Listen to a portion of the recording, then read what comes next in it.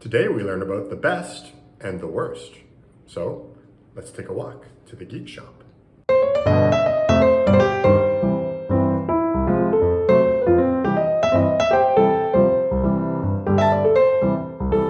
Hi, welcome again to Geek Shop. I'm Chetan, and with me today again is Chris. Say hi, Chris. Hi, Chris. So, Chris, you're surprising me today. What are we talking about? I'm surprising you today with a topic. And my topic is, what's your favorite superhero? Ooh, that's a good one. Yeah, and it's a good surprise one because you have to think. I mean, you look behind you and there's examples of possibly your favorite superhero. Yes, that is. But then again, over the years, I have multiple ones. That's what I figured. That's why I figured we could do a full episode about this. I figured Yes. Normally we talk about making comic books and we talk about things that inspire us, and we sort of avoid talking about comic books in particular. But I think sort of talking about our favorite superheroes, because I think that's a big part into what goes into making our comic books. That's it. And of course, I would say this one here. Now, if Okay. you don't know who he is, then you shouldn't be watching this channel. You're cut off. You're cut off. You're banned. Yeah. But no, Superman would be my favorite. And now, company side, Superman or Spider-Man. Depending on the companies. Yeah, I have a different opinion about Superman, so And my other one would be Flash. But then again, I could say Flash and Green Lantern. I like both. All three of them for DC. I grew up reading DC comics in the late 70s and 80s. So I'm more of a DC fan, but mine would be Superman, Flash, and Green Lantern. okay. I figured that, from what I know of you. I'll be honest, I'm okay with Green Lantern. I've learned as an adult, the older I've gotten, the more I like Flash. When I was a kid, I thought he was just stupid. He just ran fast. What was the big deal? But then you sort of, you got, as they managed to write that into something really cool.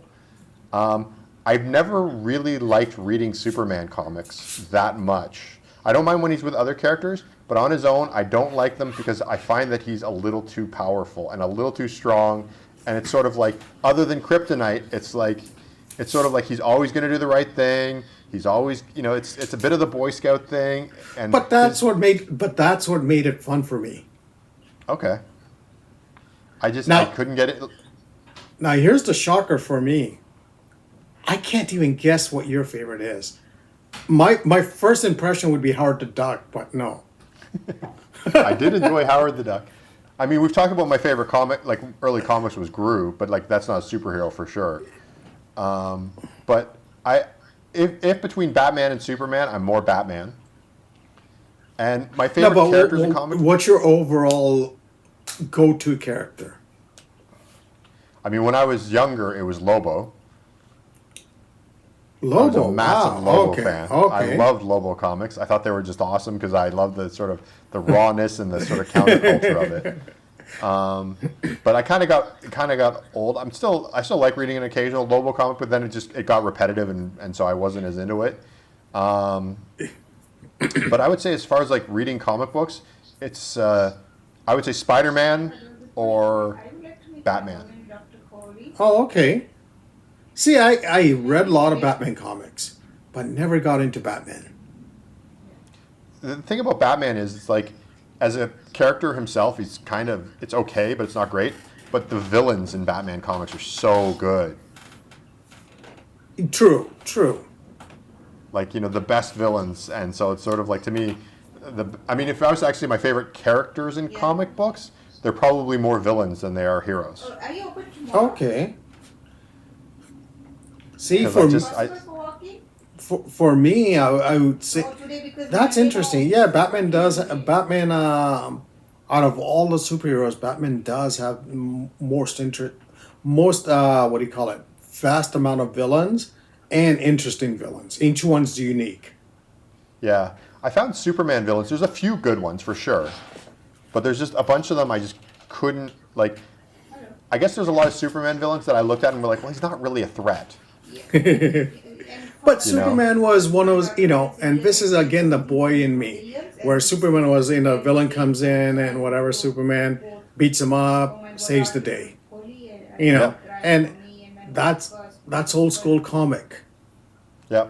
The thing is that gets to me that's sort of like okay, and after the seventh time reading that same story over and over again, it's sort of like it's a little like, and I found although there are a few good Superman villains, Mixoplick is kind of interesting. Yeah, What's his name? Oh, how come the reverse Superman? Bizarro. Bizarro is awesome. Yeah, yeah. Like it's just such a brilliant idea. It's like basically like same strength as Superman, but like just opposite in every other way. So that was kind of smart. But it's like I definitely. No, sorry. Continue. I was gonna say I think one of the bigger problems I have with Superman villains is their main villain, Lex Luthor. Lex Luthor in the '80s and onwards, back then, he was more just a mad scientist type of a villain. Man, when John Byrne and Marv Wolfman took over, they wanted to make him more into the, Donald Trump corporate evil, corporate entity that's causing trouble for Superman. And personally, I like both. It was a change of character, but the old villain, old Lex Luthor was, when he had his purple and green, exosuit or whatever you call it, fighting Superman. It was funny. He was just a, evil genius who wanted to defeat this guy. Now he has power and money, and he still wants to do that. And he was interesting. The only thing I find interesting about Lex Luthor as a character is I love his angle, the idea that he doesn't want somebody from another planet being as powerful on Earth. Like so, he has sort of this genuine sort of like, I'm afraid of this weapon. That's it. Yeah. So it's sort of like I respected that sort of side of it, but I always found that like as far as like when they were face to face, I always sort of saw Lex Luthor. I was like, Now for you, I'm surprised. For Marvel side, I thought it would be the Hulk for you. I love drawing the Hulk, but there's something about Spider-Man. It's the story, and particularly like the 80s and 70s Spider-Man comics, which are sort of the same reason you love Superman. Yeah. It's just like he would fight these cool villains, and that would be it. Like it was simple story, one and done. And Spider-Man was, for me, it was an interesting character, and this is going back to the Steve Ditko and Stan Lee days, where you had this nerdy guy, who has superpowers but still a loser in life, And it often focused a lot on his life. Like you could have a whole issue of Spider-Man about Peter Parker, and it's still fascinating. Yes, that's it. Yes. Like it's one of the only secret identities in comic books where it's like, you could just make it on its own and it's still good. Same thing with Superman, where that's what I liked about Clark Kent. Where you could do Clark Kent stories and it still worked, and same thing with Spider-Man, it worked. Now let me ask you this with Spider-Man: were you one of those guys saying kill Aunt May off? No, Aunt May is important. Okay, because Aunt May's his connection to Uncle Ben, and Uncle Ben is the whole reason he's Spider-Man. That's it. So but you know what? There's that whole thing going on for a long time saying, you know what? She's becoming too annoying and too much in the stories and stuff. It's like, get rid of her. Yeah. No, I always found that, like, she worked well because she was the connection to Uncle Ben. And so Uncle Ben had to, like, because, the whole, depending on which origin you follow, all of them, Uncle Ben's an important character, except for a few sort of sub-universe ones where Uncle Ben's still alive. But yeah, so like her story was important because, and like I said, to be honest, you were talking about like how Superman, like Clark Kent had a really good, I would actually rather read a Clark Kent comic book than a Superman comic book most of the time. Interesting. Yeah, I find Clark Kent to be a more fascinating character than Superman. It's like this vanilla sort of Boy Scout, I know they've tried a few times to make him rough, but particularly nowadays because he's become, and this is going to sound sort of like I'm, touting something, but it's sort of like he's sort of become the poster boy of the DC universe. So you can't make him a bad guy or you can't turn him. But here's the example nowadays, and perfect timing for it. A new Superman trailer just came out and I watched it. What Superman is, last few years, we're getting away from comics, the movie side and movie side. They're for last what 15 whatever years, they've been making them darker and darker, and it's like, Yeah. as a Superman fan, I just want to see Superman in his traditional costume, fighting Yeah. bad guys. That's all I want to see in a movie. I don't care Yeah. about how Krypton blew up, or and how it made him angry, and this and that. I just want to see Superman and Clark Kent. Clark Kent being a nice, nerdy, down to earth guy. Superman wanting to save everyone. And that's what you want to see. Yeah. The angle that actually is interesting about Superman is the idea that how to save everybody all the time. Yes, And that's it. always a conflict he has. And I kind of like that. But then, Yes. but yeah, I agree. It's like when you see like dark Superman, I'm sort of like, that isn't where he needs to go. It doesn't work for characters. One character that did work and I liked it, and I know a lot of people had issues with it, when Hal Jordan turned evil. I agree with you because like the thing about the Green Lanterns is they're basically just people or aliens or normal people who are gifted the ring. Well, like Grant Morrison put it, they're space cops.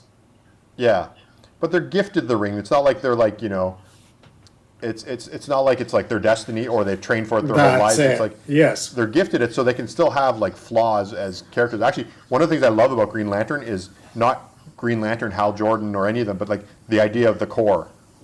Yes. And the personalities that come into that. Like there's all these different sort of and that's races what made and planets. And that's what reading Green Lantern in the 80s made. I'm trying to remember if it was Steve Englehart who wrote those stories. Made it interesting because you had, what do you call it? Female aliens from a different planet. You had, bug-like aliens. You had every type of Green Lantern introduced, and that's what made it interesting. Then, even on Earth. Oh, sorry. Oh no, I was just saying they all had different personalities too. Well, that's what I was about to say. Even on Earth, you had John Stewart, Guy Gardner, and Hal Jordan. 3 different characters. And which one was unique in way they were Green Lanterns. Yeah, yeah. By the way, I'm looking forward to Guy Gardner in the Superman movie. I hope he's done well. I mean, it's got everything that you need. I mean, it's a great actor. I like James Gunn as a director, and so I'm thinking if you're going to put Guy Gardner, he's the guy to do it. Oh, he and Nathan Fillion, I think, I don't know how you pronounce his last name, but yeah, I mean, he has the look and everything. My only thing is the uniform. It's like a costume. It's like, put him in a Guy Gardner costume. Yeah, yeah. We'll see what happens, but I'm definitely looking forward to that in the. And I'm glad, and I saw this for those of you in North America, during the Super Bowl. They did a clip of Nathan Fillion saying this is the only bowl you need with his haircut. And for me, that was great that James Gunn went with the bowl cut. Yeah, yeah. Because if you get away from that that's not that character. He needs to be kind of a loser, but that has a lot of power, and then sort of tries not to be a loser. That's it. And and Guy Gardner is that. He's one of those guys, speaks his mind, doesn't care, has a hairstyle that is out, Mo Howard from Three Stooges had, Exactly. So definitely, and yeah, but yeah, Green Lantern, the core was cool. I never got into it as a kid, but like as I got older, like Flash, I've gotten more and more into Green Lantern. So. And Marvel-wise, I would say Spider-Man was my biggest one. I know a lot of friends and stuff loved Captain America, Iron Man. Never got into those. I mean, I read a lot of. I mean, not enough, but I read Iron Man comics. I read a lot of Captain America comics, but Captain America was my. And this is where you're gonna laugh at me. Too American, goody two shoes type of a character. Where you're saying that about Superman, but that's what I'm saying about Captain America. So I totally agree about Captain America. I never got into Captain America. I feel like it was specifically not for us because America and we were Canadians, so it's like, I guess we had Captain Canuck. But yeah, I never really got into Captain America that much. But here's the thing which I you know I read a lot of Captain America books. I think J.M. DeMatteis wrote a lot of them. I can't remember who the other writers were. And growing up in the 80s and stuff, when you read Captain America, and now at an older age, I'm starting to realize some of those comics, if you read them, and when you watch the Marvel movies, you kind of realize Captain America is patriotic American, whatever, but he's also, when you look at the character, he's not, forget about the American part, but he's more of pride and, like Superman. Yeah. I'm starting to realize that more and more as I get older. Going, some of these writers were saying, if American government tells them go, kill these people, or not kill people, but take these people out. Captain America would stop and think, going, is that the right thing to do? Yeah. Even though my government's telling me this, but is that the right thing to do? And and I'm going, as a teenager, it never clicked on. You just thought like this, American patriotism, Yeah. He has the, red, white, and blue flag on his, costume. But yeah, there was definitely a bit of counterculture built into him, where it was sort of like anti-government a little bit, because he was sort of like questioning whether he should do what he's said to do. So I agree. Particularly the movies actually did a really good job of covering that. Yes, definitely. But looking back at the old comics, you kind of get that, and it was subconsciously put back. The writers put it in there, but. I'm sure Marvel probably said, you can't really talk about this, we don't want parents and people complaining, Captain America's, anti-America, Although I think Stan Lee used to talk about how he used to, for a while he went to university campuses. It was like during the Vietnam War. And he used to go to like university campuses, and he realized that like college students were a big audience. And I feel like that's probably around the time when they started to switch him a little bit. To sort of suit with the sort of anti-Vietnam War era, there's, because definitely during the Second World War, he was punching Hitler in the face like crazy. But I just remember the one line from the movie which stands out. It's like, do you want to kill Nazis? And he goes, no, I really don't want to kill anyone. I just don't like bullies. Yeah, it's and that describes that character perfectly. Yeah, I just never got into reading that much Captain America. Like, he would appear in comics that I would read, but I was never I've never collected Captain America comic books in my life. I did for a while, and I think that's where, this is where the nerdy, geeky, desperate, wanting to read comics came in, where, going back to the old days where, no idea of a comic book shop, I didn't know where they existed, where they were. So going to the corner shop and, seeing it on the spinner rack and whatever, and you saw Captain America, the first thing was, the covers impressed me because it had Mike Zeck covers on it. In the 80s, Mike Zeck's covers, who cares who drew it inside? The covers blew me away, so I bought it for the covers, So then you read the comic, and I can't remember who drew the insides at that time. I remember Mike Zeck because his artwork blew me away. Yeah. I remember him, but I'm trying to remember the artist inside now. That says a lot about about the quality of the art necessarily, maybe. No, but it must have impressed me because I kept buying the books for a while because it wasn't one of those. I'm sure it's I don't like the term hack artist. Yeah. But I mean I'm sure it was a decent artist. So it must have impressed me enough to keep reading it, or maybe it was the writer, the stories, Yeah. And I do remember J.M. DeMatteis writing a lot of those stories I grew up reading, and his work, and Steve Englehart I think wrote Captain America also, Yeah. And the stories were interesting enough to keep me going on it, but I wouldn't call Captain America one of my favorite characters or anything like that. Yeah. The other one that we haven't mentioned at all, which is like one of the most popular, is X-Men. But we've talked about it in the past on this podcast, where it's like Chris Claremont X-Men was so hard to get into because if you weren't... But I read them. But I read them for sure. But there was I would read sort of chunks of them, and then I would sort of lose interest, and then I'd read chunks of them, and then I'd lose interest. Same here. So it's like... Because the problem with Chris Claremont was, like we said... he could go on for 100 issues, and it's like, what, you're at the point where just tell the story, finish it. Just tell the story. And I would find that I would read Chris Claremont X-Men, then I'd lose interest, and then I'd read Spider-Man's, old Spider-Man's, because I need that quick story. Like I'd want that. I just want a story that finishes. I just want a story that finishes, and then I'd go back to, maybe something interesting would happen in X-Men. I'd hear about it, like, okay, I'll try it again, get back into it, and then I was the same way, and I grew up. X-Men was one of those books where the story, credit to Chris Claremont, story interested me.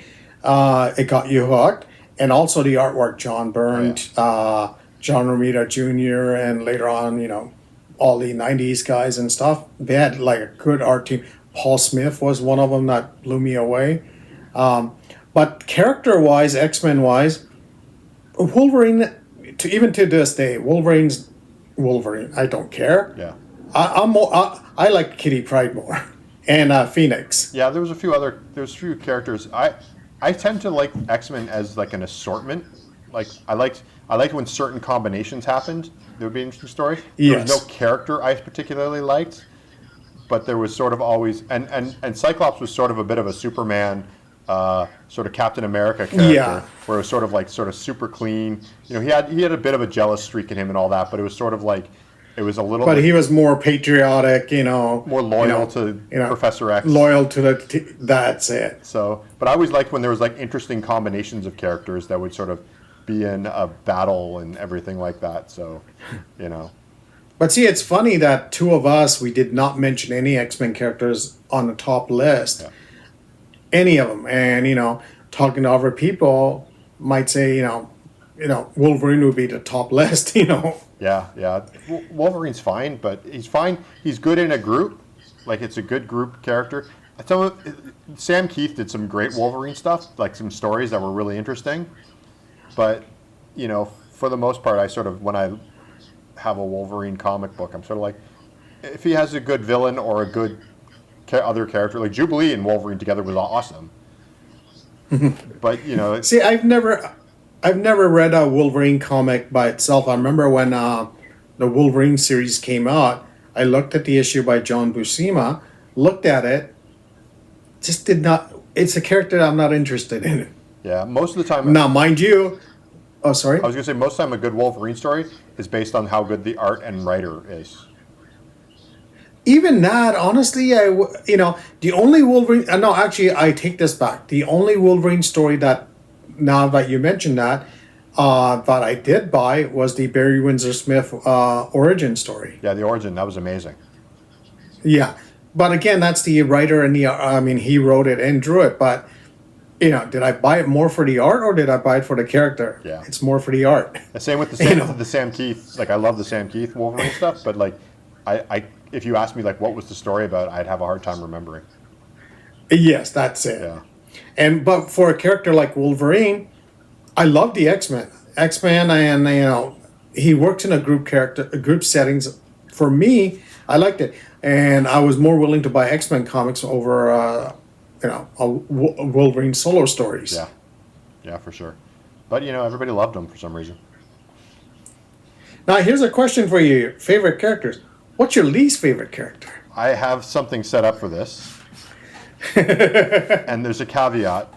But I tried to read the original Guardians of the Galaxy series, like the not. Now is this like the one from the 90s or like I guess the earliest one? It might have been before the 90s. There was like I can't remember. Like basically, it was I remember reading it was like the first. It was a trade paperback, and it was like the first Guardians of the Galaxy, and it was awful. Oh, is it the one with that big green guy or whatever? They had that big chubby guy on the cover? It was just bad.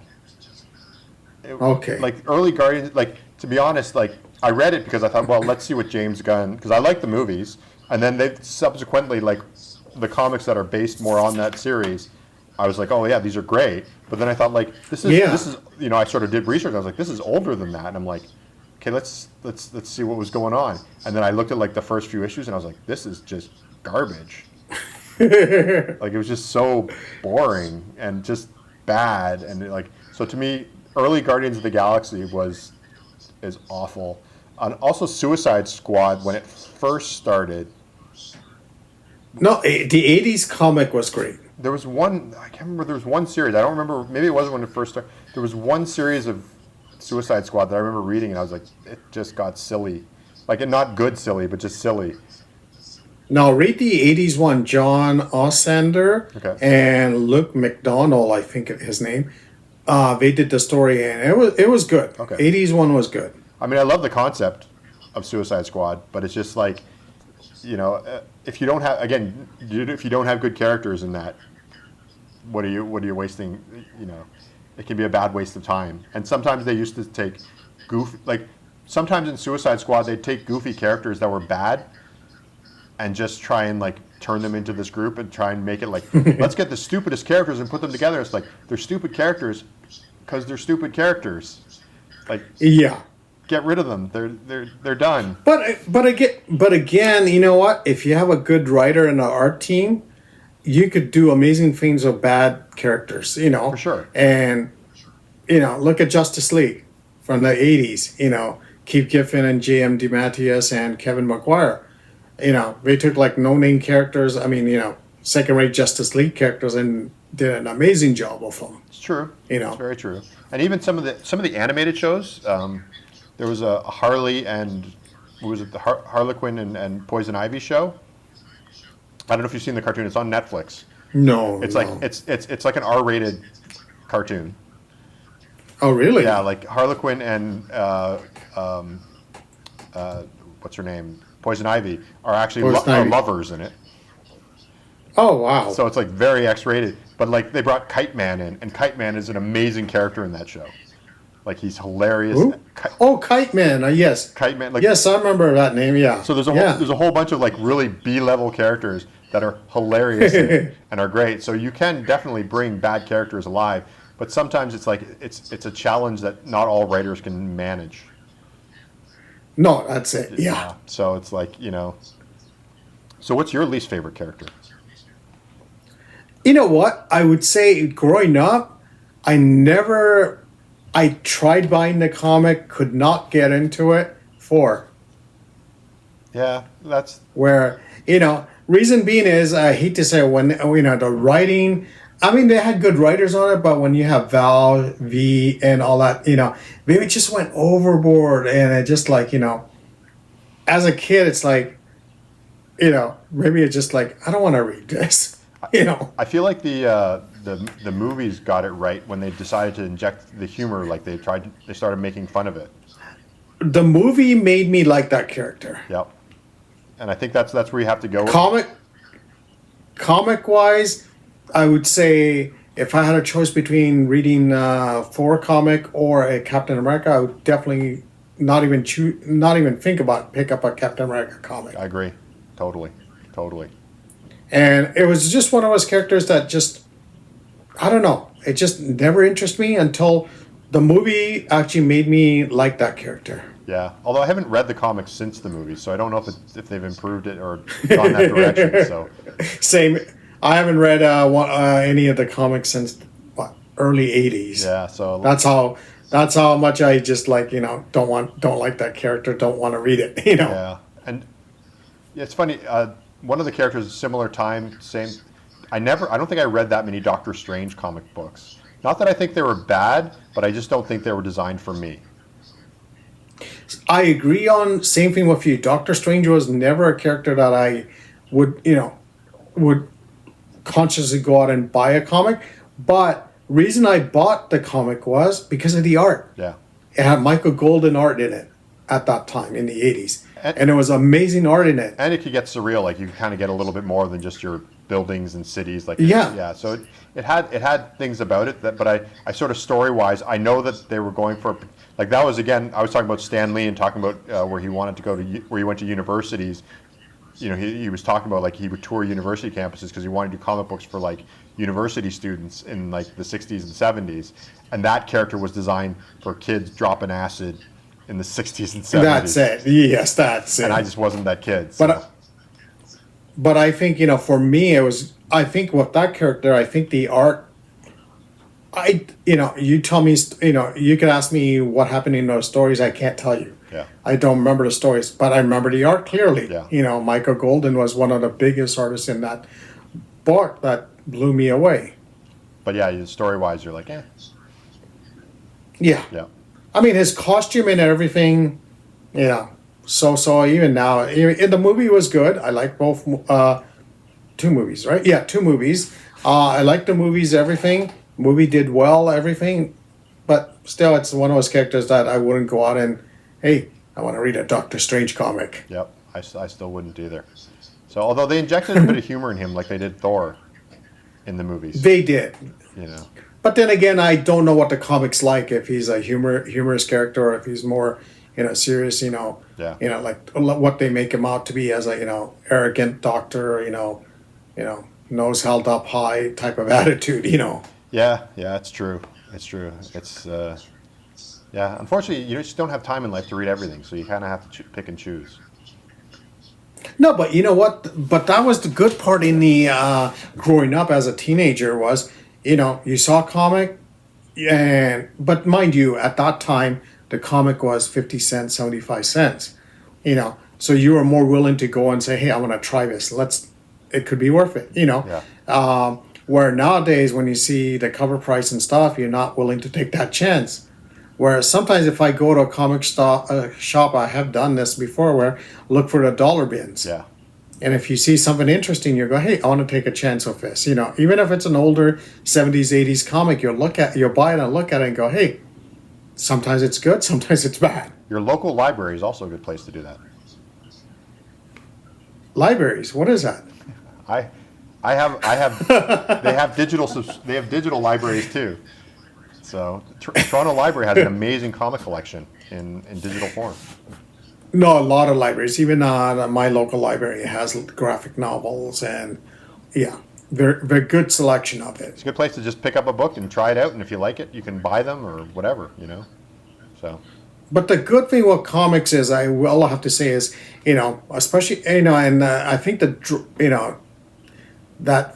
what do you call it? The excitement's gone, where before you could go to a corner shop or a bookstore or a comic shop, look at the books and go, hey, I want to buy this and read it. yeah, It was affordable.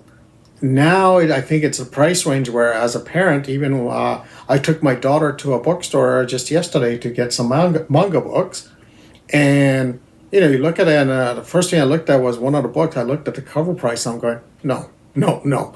Yeah. No. Even though she wanted to read it, I'm just like, you know what? For you look at the book and you go, it's like, I'd rather buy you 3 other books for the same price. yeah, it's true. It's very true. And before, it used to be that thing where you just you could have not I don't mean to sound old, but you could have $5 in your pocket and you could buy enough comics, be happy with, and you could read them and enjoy them, and sit there and look at the adventures of Spider-Man, and you could buy, and the good thing was, at that time unlike now, you had only 2 Spider-Man books or 1 Spider-Man book, Yeah, and you had the adventure, and the thing was, for me as a geek, I like reading a Spider-Man book, and especially Marvel did this. They had interesting cliffhangers every issue. yep, So you waited, and you knew, you go to the corner store and go, hey, when does the new comics come out? When does the new comics come out? and the guy had no idea. No idea, and did not care at all. Yep. Okay, so we talked about this episodes a while back, and we drew the character Firestorm. Firestorm is definitely one of those characters that I like. I loved the way he looked. I had many comics with him in it. I couldn't tell you what the story was about. And I agree on that. It was an interesting character, look of him, everything. But I bought the comics in the 80s when it came out. Pat Broderick drew it, and Jerry Conway, I think, wrote the stories. And, to this day, I don't know what, I think it was just a cheap ripoff of a Spider-Man stories. And, the comics, nothing to really praise or anything like that, but the character was interesting. Yeah, that's definitely, as we said before, it's like cool character to draw, cool character to look at. Just story-wise, I don't even really know what the stories were about, to be honest. No, that's it. Yes. Yeah. I would say, and there's been a few times, there's never been a full comic book other than Firestorm that I can think of, but there have been a few times too where certain characters will get too complicated in their stories. and you'll be like, what's going on? And then you kind of lose it. And maybe X-Men followed into that a little bit and would sort of... Spider-Man went into that also for a while. Particularly when because remember when they... I was going to say when what was it? Spider-Man took over Dr. Octopus's body. Like that was that recent story. I started reading that and was just like lost immediately. It was like Really? There was this crazy body swap thing, like Freaky Friday happening on Spider-Man and Dr. Octopus. Oh, I didn't know that. So okay. hard to read, like just so hard to read. So. Because I know for a while they wanted to get away from Aunt May. They wanted to get away from this. They wanted to have Spider-Man more mature, going to college and having a job and all this and that. And it's, certain times, like I said about Superman, I just want him to beat up things and save the world. You want the simple stuff. One last character that I can say that I'm not a big fan of, but people loved is Punisher. I was going to bring him up also. Punisher is just, yeah, I mean, I read Punisher comics. I bought Punisher comics. I read it's not one of my go-to characters. It was one of the things where you would read the origin story and be like, okay, this is good. And then it just never, and then after that, it's just a jerk who kills people. But then again, you know what? Now going across to the other company now, Deathstroke I like because he was part of a storyline that worked. He was a mercenary, and it worked. I mean, Punisher. I just thought he was more one-sided. Extremely one-sided. One-dimensional. One-dimensional. Like, they killed my family. I want revenge, and that's. Yeah. Where Deathstroke, but then again, you have a writer like Marv Wolfman doing it for for Teen Titans, and he made that character interesting. Yeah. Well, Deathstroke had a bit more depth to him, and actually, it was like you didn't know all of him. Like there was a bit of mystery behind it too, so it made it interesting. Punisher, you knew everything about him, and so you're sort of like, I guess he just goes and kills bad guys, and that's like violently. And Deathstroke was more what do you call it? He wasn't just an assassin; he was smart, and he was cunning and everything like that. So when Marv Wolfman and George Perez wrote and drew him, they made that character interesting. Mind you, I haven't read his own series when it came out, And the funny part is, I remember when the Deathstroke series came out, they got Mike Zeck to do the covers. Because Mike Zeck did Punisher covers.